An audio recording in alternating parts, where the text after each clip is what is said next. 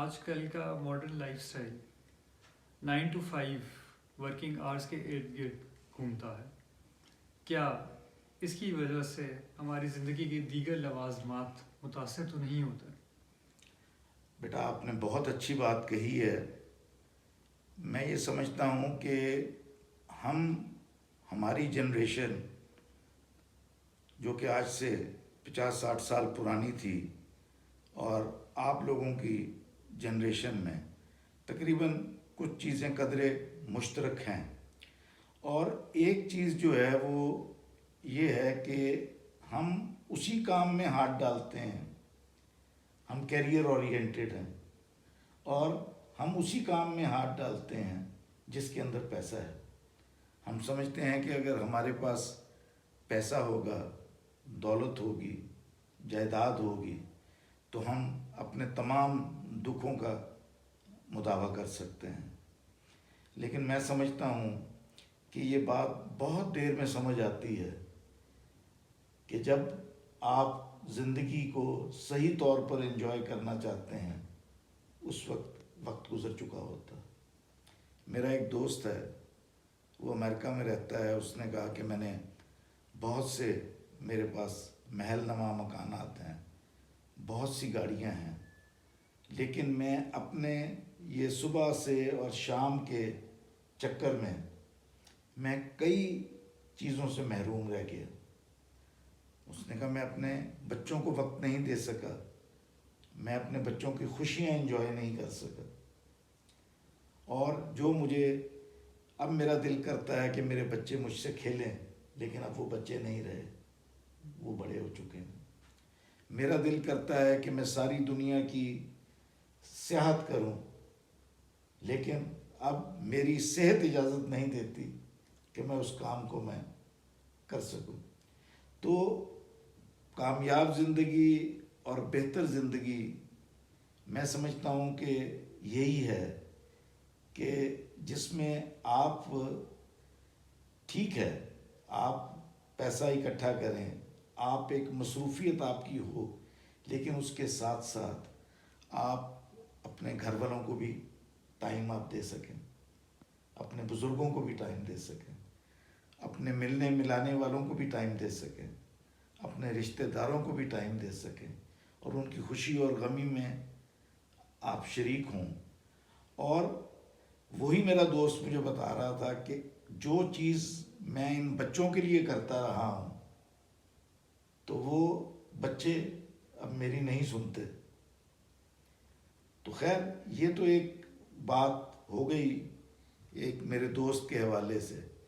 لیکن میں سمجھتا ہوں کہ آپ کی ابھی زندگی کا سٹارٹ ہوا ہے، ابھی آپ نے 4-5 سال سے ہی آپ اس پروفیشن میں آئے ہیں.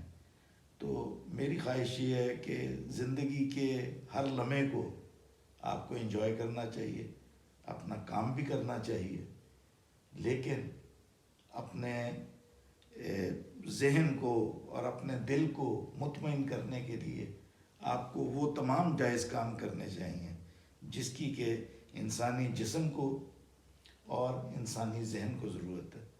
اچھا یہ تمام باتیں ہم نے کی، شاید میں آپ کو سمجھا نہیں پایا. تو مجھے ایک شاعر ہیں خورشید رضوی، تو ان کی ایک غزل مجھے یاد آتی ہے جو ان تمام باتوں کو سمیٹ لیتی ہے اور اس کے اندر تمام اس کے جوابات چھپے ہیں. اور وہ کچھ یوں ہے کہ وہ جو ننگ تھے، وہ جو نام تھے، مجھے کھا گئے. وہ خیال پختہ جو خام تھے، مجھے کھا گئے. میں نے اپنی آنکھ سے زندگی پہ نظر نہ کی، میں نے اپنی آنکھ سے زندگی پہ نظر نہ کی. وہی زاویے کے جو عام تھے، مجھے کھا گئے. اور وہ جو مجھ میں ایک اکائی تھی وہ نہ کھل سکی، وہ جو مجھ میں ایک اکائی تھی وہ نہ کھل سکی. وہی ریزہ ریزہ جو کام تھے، مجھے کھا گئے. یعنی کہ جو چیز میں کر سکتا تھا اس کے علاوہ بھی، جیسے مصوری ہے، کوئی میں رائٹنگ کرنا چاہتا ہوں، کوئی چیز تخلیق کرنا چاہتا ہوں، وہ مجھے روز روز کے جو ہے وہ کام، یعنی کہ بچوں کی فیسیں جمع کروا دیں، بجلی کے بل جمع کروا دیے، یہ کر دیا، ادھر سے گئے ادھر سے آئے، چھوٹے موٹے کام یہ مجھے کھا گئے.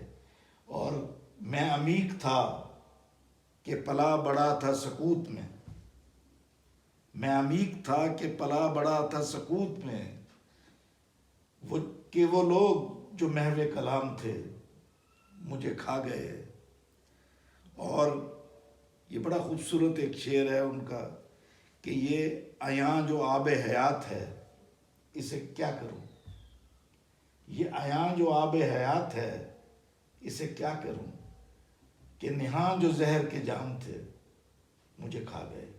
میرا خیال ہے کہ آپ کی تمام باتوں کا یہ نچوڑ یہ خورشید رضوی نے اپنی اس غزل میں دیا ہے.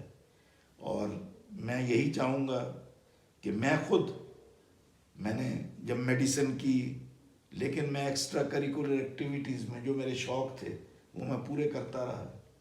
میں اپنے بچوں کے ساتھ میں نے اپنا رابطہ بحال رکھا، اور وہ آج وہ بچے جو کہ اس وقت بیرون ملک میں ہیں، وہ تمام ان کی مجھ سے دوستی ہے اور ذہنی ہم آہنگی ہے. میں یہ نہیں کہتا کہ میں بہت کامیاب شخص ہوں، لیکن اللہ تعالیٰ نے مجھ پہ اپنا بہت کرم اور رحم کیا ہے. لیکن اگر آپ اسی ڈسپلن کے ساتھ اپنی لائف کو بھی آپ گزاریں تو آپ اللہ کی نظروں میں بھی اچھے ہو سکتے ہیں، ماں باپ کی نظروں میں بھی اچھے ہو سکتے ہیں، دوستوں کی بھی نظروں میں اچھے ہو سکتے ہیں، عزیزوں کی بھی نظروں میں آپ اچھے بن سکتے ہیں.